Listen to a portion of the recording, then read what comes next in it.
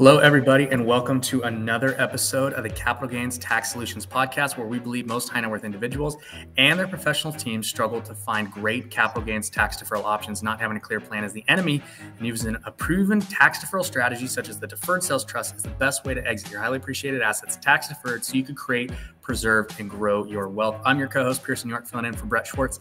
And each episode, I'm joined by some of the best wealth, business, real estate, and leadership individuals in the world to share ideas, deal stories, and inspirations so together we can make complex tax deferral strategies simple and passive income plans achievable. We're also streaming on Expert CRE Secrets, Capital Gains Tax Solutions YouTube channel, and Kingdom Luxury Realty Facebook channel. And I'm super excited about our next guest. He's been in the tech space for a long time and sold his company and now moved into a merging and a marriage of tech and finance. And so we're going to have a fantastic conversation with my new friend, Yaakov Zar. Yaakov, how you doing, man? How's it going? Good to be here. Thanks for having me. Yeah, man. It's awesome. So tell me, how did you get into your world? Yeah, so my background is in enterprise software. So previous to starting Lev, I had started a company called Dispatch. We were building tools for home service businesses like plumbers, electricians, appliance repair companies. We started that business back in 2013, and we grew that company and sold it in 2018 to a group called Vista Equity Partners, which is a private equity shop that buys software companies. And shortly thereafter started Lev after an experience in the mortgage space, which I'm happy to talk about. Yeah, so dive into that experience. Yeah. I want to dive into that experience. Before I do, well, let's back up really quick and just do one more thing. Tell me a little bit about, I believe everyone's been given some strengths and spiritual gifts, superpowers, whatever you want to call them. What are one or two strengths or superpowers that you've been given that have led you to be successful today? Wow, that's a good question. I work really hard. I think that's important is working really hard, and I try to learn a lot. So I read a lot and try to understand how different things work and how they can be applied in various scenarios. And the real gift I've been given is an amazing family and wife who supports me in everything I do. And, you know, God has been watching closely. Yeah, awesome. So that hard work ethic has just let you to drive. And then you mentioned something else that's interesting too, and that's how you take concepts and apply them and then marry them. Yeah, I think it's really important. I think that everything is ultimately the same in some sense, and it's interesting to see how different industries approach different problems in certain ways, whether it's with technology or people or process, et cetera, and how they can cross pollinate that how that knowledge can be cross pollinated in those processes. And if something works really well in one industry, it might be worth exploring how it could apply in other cases, or more importantly, the classic Harvard Business School concept of studying case studies as the primary way of learning. I think that's really important in businesses to see what other people have done that worked or not worked, especially, and figure out how it could be applied in new scenarios. Yeah, absolutely. That cross-pollination of problems, solving solutions and all that kind of stuff is, I think is vital to any sort of thriving business, and some of the best ideas come from absolutely industries. Yeah, I think we see it especially now, like with the venture market and stock market, funkiness that's happening. And, we've seen really hot markets get in sudden pauses before, and being able to study that and learn from that and learn what works for different people, I think is really valuable. Yeah, absolutely. I want to dive into that a little bit. I'll kind of circle back to this concept a little bit later, but so tell us about your experience. Oh, sure. So my wife and I, we were living in Boston, and I was working on starting Dispatch, or we were working on building up Dispatch, and we learned about this first-time homebuyer program where you could buy a house with 5% down, which is a pretty amazing concept. And we went through the whole process. We were a couple of weeks away from closing on this amazing apartment we found. And I get a call from the mortgage guy, and he's like, "I'm sorry, your building was rejected by the FHA 7 years ago because of some issue with the roof." And I'm like, well, that's annoying. And I thought it was nothing, but it turned out that it was actually a showstopper for this particular loan we were doing. And obviously that was pretty frustrating. And I thought, like, there's got to be a better way to get a mortgage, and it shouldn't be a last minute thing that you find out. So I took classes. I became a licensed mortgage loan originator, and I wanted to start a online mortgage company. Things just were way too busy with dispatch, and I kind of put it on the back burner. And after we sold the company, my wife and I had moved back to New York. We're both from Long Island, and I helped a nonprofit that we're very close with to refinance their building. And I learned about the process of commercial mortgages. And I mean, I'm sure you know this, but it's completely different world from a residential mortgage. The processes are different. The transactions are more complex. Lenders look at every deal very, very differently. And I thought, there's got to be a better way to do this. And I decided to focus on building a technology company that helps commercial real estate owners and investors get financing for their properties. So we started this company at the end of 2019. Yeah, that's and I want to dive super deep into that. And before I do, though, I want to talk a little bit about when you sold your business, your liquidity event. So did you have a pretty significant capital gains tax on that sale? Yeah, so we for most of it, we actually were able to take advantage of the QSBS tax rule. Are you familiar with it? No. Yeah, there's a concept where if you start a business, you get you pay effectively no tax on a significant portion of it, and we no capital gains tax on a significant portion of it. So we were able to take advantage of that for a lot of it, and obviously constantly figuring out what the right tax solutions are for on a day-to-day basis. Yeah. So how does that you call it a QSP? QSBS. Yeah. QSBS. Okay. So how does that work? It's like a IRS code to encourage small businesses. I don't know the origin of it, but it's a interesting concept where you pay like up to a certain amount of capital gains tax is completely deferred. Not deferred, I guess. Just you pay zero capital gains on a portion. Qualified small business stock, it's called. Huh. Yeah. QSBS. I'm writing that down. Yeah. Interesting. Okay. So one of the things that we do over here is we use what's called a deferred sales trust. And what's cool about that is it works for businesses, but it also works for highly appreciated stock or commercial real estate or primary residence or crypto or whatever, any highly appreciated asset. And if it doesn't qualify for, something like a 1031 or like a QSBS or the 121 exclusion, or it's above and beyond, you can use the deferred sales trust. And essentially what you can do is you can sell a highly appreciated asset, and then you can it's kind of like 1031ing into a self-directed IRA account. So it gives you control over timing. It gives you control over and it's like kind of agnostic as well. So it's like with a 1031, you got 45 days to identify a property, 180 days to close. With this, you have no time limits. You have no like-kind constraints. So you can sell a stock and you can go into business, or you can sell a business and go into real estate, stocks and bonds and crypto, or you can sell crypto and go into a business venture and real estate. It doesn't matter. You can do whatever. And it's super flexible, interchangeable, and all that kind of stuff. And so it's a phenomenal tool that can be used when you have those big liquidity events. That's awesome. Yeah, it's really cool. We have a mastermind every Friday at 10 a.m. Pacific, 1 p.m. Eastern. I'll invite you so you can come and ask questions, bring the CPAs and check it out. It's a weekly thing. So, and if anyone else is interested, you can go to capitalgainstaxsolutions.com to learn more about that. But it's a phenomenal tool. So I'll definitely do that for you. Yeah. So there's my shameless plug for the episode. So back to you.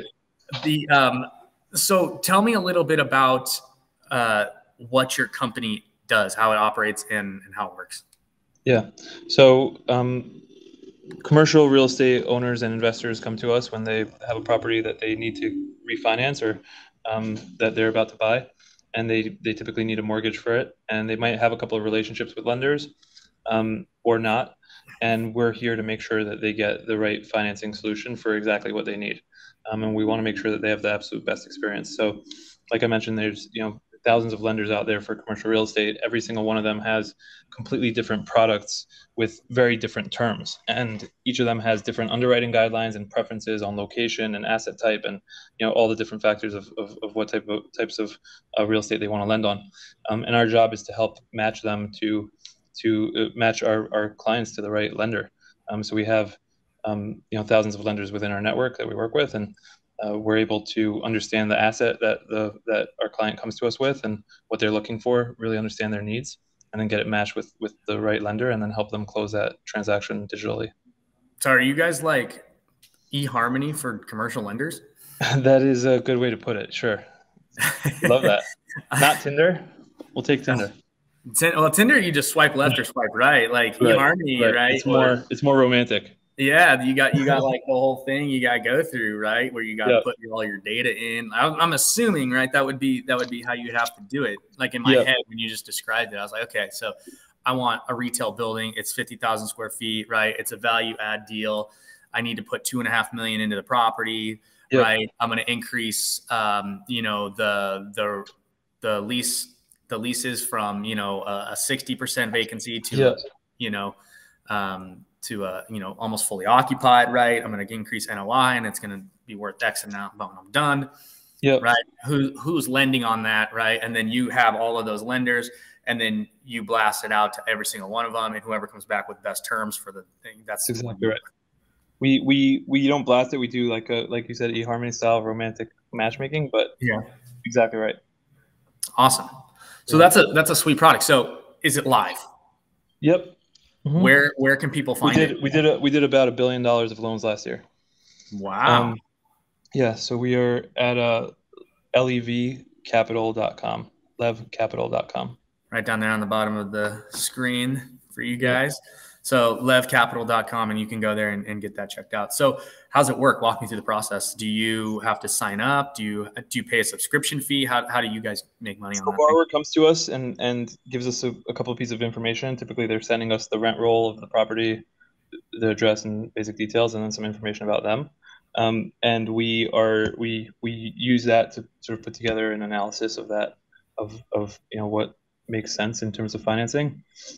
We run our match and identify the right lenders, and within usually a day or two, maybe a couple of days, the borrower gets a quote matrix of different options and different scenarios for financing that are available to them, and they're able to review those, negotiate them, and then we move to getting the deal closed. We only get paid if the deal closes, so we take a small fee based on the transaction closing.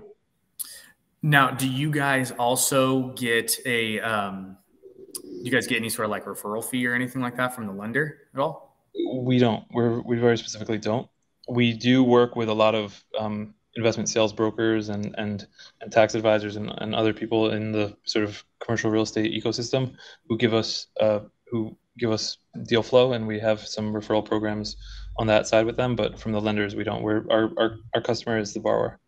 Are you guys underwriting the deals, so when you bring them to lenders, they're already like pre-screened and pre-underwritten? Exactly. That's our job. Okay. So we want to make it as simple as possible for the borrower, for the lender to analyze the deal and make sure it's a good fit for them.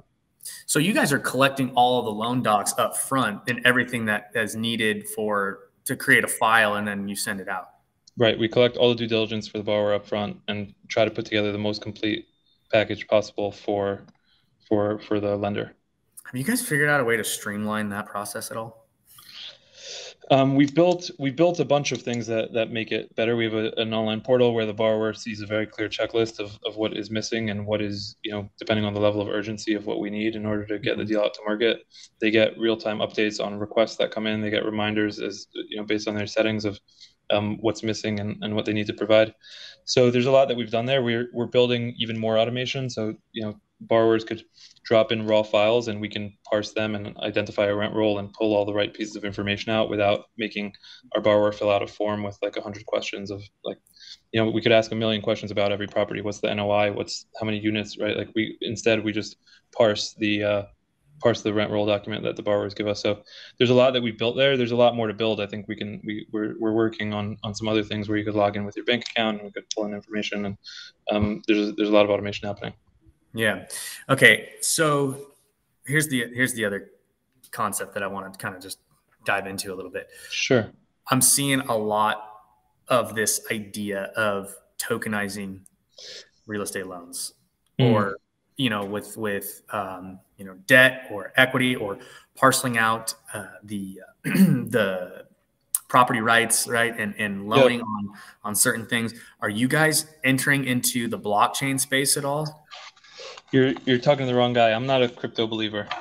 Not a crypto believer. I'm not a big crypto believer. I believe in some use cases. I think that in commercial real estate, there's the challenge that we have with sort of like sharing ownership in assets, et cetera, is less about the technology of tracking the ownership, which is where blockchain adds a lot of value, and more in just like deals making economical sense. And I think that's the concept of crowdfunding in commercial real estate in general. I mean, I think the market's pretty big at this point, but in terms of like it as a part of real estate investment as a whole, it's still pretty small. So I think there are some interesting things to be done there. I haven't seen an application of crypto in CRE that's gotten me super excited yet. Gotcha. Okay, so that's not necessarily something you guys any sort of focus, but antennas are up, and if you see something, okay, you'll for sure. Yeah, absolutely. We have probably the leading technology in commercial real estate finance of any company, and we probably invested I don't know if more, but definitely invested smarter and better in that space than anyone in the industry. So I think we have we're ahead of the game. We're ready to be where we need to be. So are you guys currently live? You've done over $1 billion worth of loans last year. Are you guys and now you're streamlining? Are you guys planning to move into like the single family hard money space at all, or anything like that? We do some transactions. We've done a bunch of single family transactions, mainly on portfolios.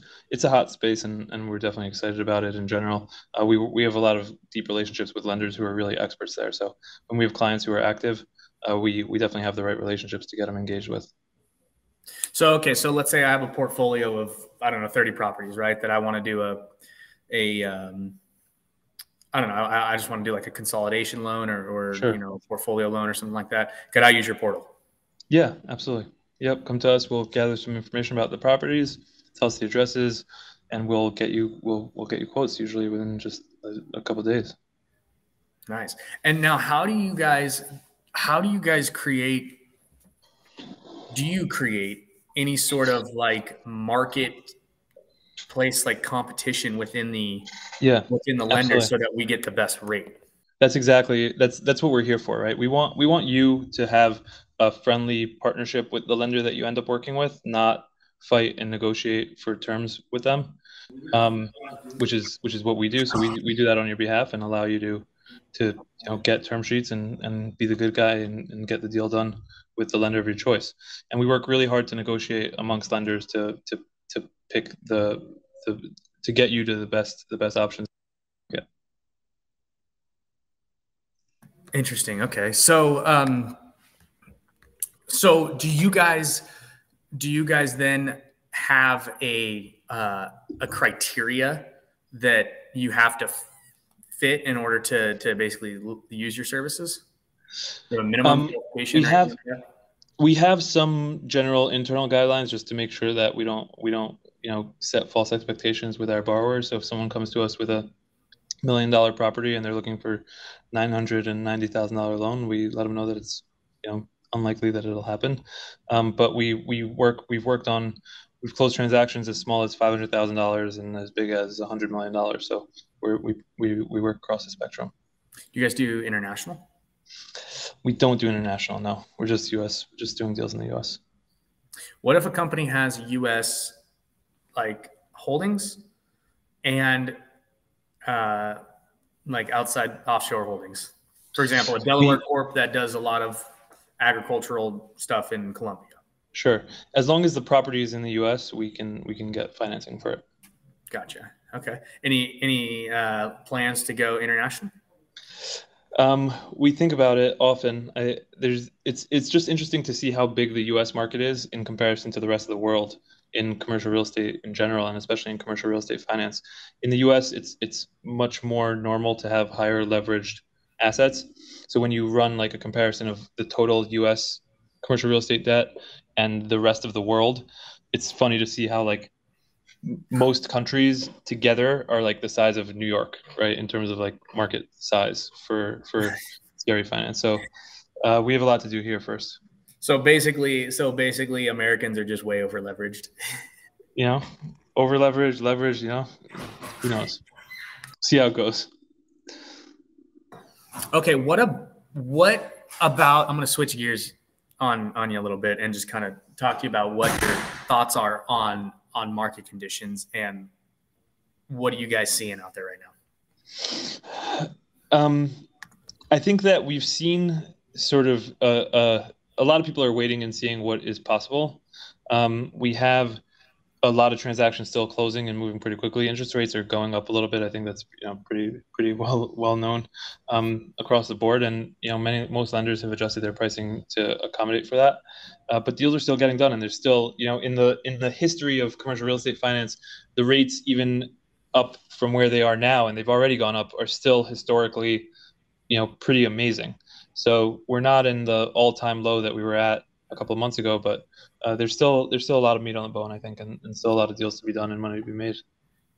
So are you guys worried about any sort of like recession or anything like that coming through? People being over leveraged, 2008 again, or anything like that? Yeah.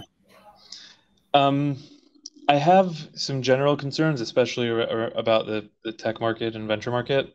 I don't think we'll be in like a absolute disaster situation like we have been in the past, but I think it's going to be a rough couple of years, and I think that a lot of people who push the boundaries in leverage in the past couple of years are going to have some tough situations that they need to get out of. So dive into that a little bit. So someone's over leveraged, right? Like what if someone's cash flowing their property right now and they're kind of, maybe got a little bit of leverage on their property. Tell me where the breakdown is going to happen. I think the issue is that cap rates are going down, or excuse me, cap rates are going up significantly. And, if you got a loan on a property that was worth $1 million and the cap rate was 4 at the time, and now cap rate is 6, I'm not good enough at the mental math, but your property is worth like $800K or something now based on that. So you might be significantly underwater on your loan. Now, if you don't have recourse and you want to let it go and like you'll lose your equity, fine, that's your prerogative. If it's a tougher situation or you think that values are going to go back up and you want to do what you can to fight and save it, I think it's important to get the keep an eye on that and keep an eye on the market and make sure that you're maintaining good relations with the lender and figuring out a business plan that is sustainable. And I think we saw some of this at COVID, and it was sort of false preparation, which is, I guess, better than not being prepared. But a lot of people during COVID were locking down and getting ready to figure out what to do when the loans came due. And I think now people should run a similar analysis and take a look at their books and see where do they have. Maybe they're under leveraged somewhere and can put some more equity into other deals, or there's properties that they want to let go of, or just wait and see. I think for now it's generally wait and see, but I think it's good to be planning a couple of different scenarios. Yeah, no, that makes a lot of sense. So, okay, cool. Well, we are kind of coming up on our time here. I want to get you into the lightning round. But before I do, so where can people connect with you? Yeah, you could find me on LinkedIn. Yaakov Zar, YJ Zar, I think is my LinkedIn thing. and on our website, levcapital.com. Cool. All right. So if you guys want to connect with Yaakov at LinkedIn, you can go find him on LinkedIn. He's pretty easy to find. Just type in his name. He'll pop right up. Or if you'd like to do the whole .com/in/YGZAR, you can find it. YJZAR. Yep. YJZAR. Yep. Awesome. Okay. All right, Yaakov, you ready for the lightning round? Absolutely. All right. What is your favorite leadership quote? Wow. I don't have one. Pass. Can I pass on in lightning round? Pass. Okay. I have one. I just don't remember it that well. All right. If you think of it, come back. What's your favorite? What is your favorite book? I am rereading The Big Short, and it is incredibly exciting. So you are gearing up for a major recession. You're going to do some default swaps and buy bad loans, huh? Yeah. It's interesting to read and learn about. Yeah. Are you applying any of those concepts right now? I think it's just interesting to see the extent to which no one knew what they were doing. I think that's just it's a very interesting thing to see. Everyone thinks that someone else is, the gatekeeper or protector of it, but just no one was. And that ended up being pretty bad. So are things in place now that are going to keep that from happening again? Or do you think we're going right back to that with kind of what's going on? I don't think things are in place in the venture market, for example. And I think that we've seen the effects of that pretty drastically. And I think we're going to see a lot of technology companies have to make pretty aggressive cuts. Interesting. Yeah, that's really interesting. So that might be the bubble then. Another .com versus 2008. It could be. Marriage of concepts, right? Yeah, exactly. Taking from what one industry did and just applying the solutions, right? Exactly. And circling it back. Okay. What are you most curious about right now? I am learning a lot more about the securitization market and trying to understand how it works and what the opportunities for commercial real estate loan securitization are. Hence The Big Short. Yeah, that too. Right on. All right. Yaakov, any final words? No, it was great to meet you and be a part of this, and thanks for having me. And hope I can help your listeners get financing. We're always here. Absolutely. So, guys, if you're interested in that, go to levcapital.com. You can learn all about the commercial lending platform, EHarmony. EHarmony for commercial real estate lenders. EHarmony for commercial real estate lenders, and get some good rates and some good deals. And if you guys are interested at all in learning more about the Deferred Sales Trust, come to our mastermind every Friday, 10 a.m. Pacific, 1 p.m. Eastern. You can find that at capitalgainstaxsolutions.com. You can sign up for it there. And or if you have a liquidity event that you want to talk about, see how that deal would go, go to capitalgainstaxsolutions.com, and you can learn all about the Deferred Sales Trust there, or any other capital gains tax solution that might be